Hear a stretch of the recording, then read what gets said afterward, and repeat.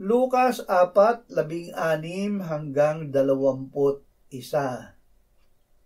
Dumating siya sa Nazaret na kanyang nilakhan. Siya'y pumasok sa sinagoga ng araw ng Sabat tulad ng kanyang nakaugalian at tumindig siya upang bumasa at ibinigay sa kanya ang aklat ni Propeta Isaias.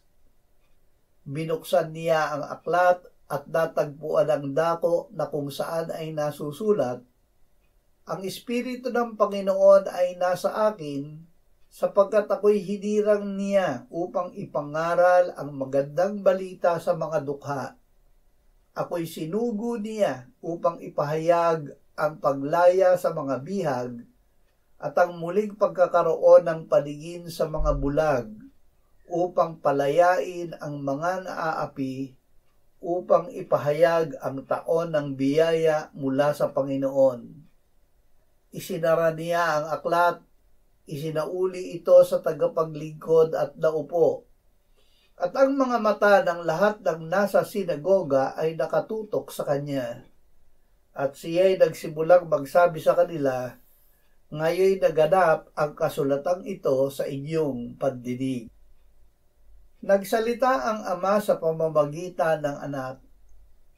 Noong unang panahon, ang Diyos ay nagsalita sa iba't ibang panahon at sa iba't ibang paraan sa pamamagitan ng mga propeta.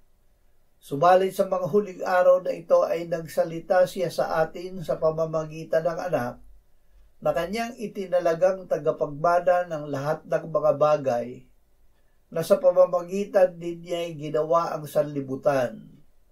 Siya ang kaningningan ng kaluwalhatian ng Diyos at tunay na larawan ng kanyang likas, at kanyang inaalalayan ang lahat ng bagay sa pamamagitan ng kapangyarihan ng kanyang salita.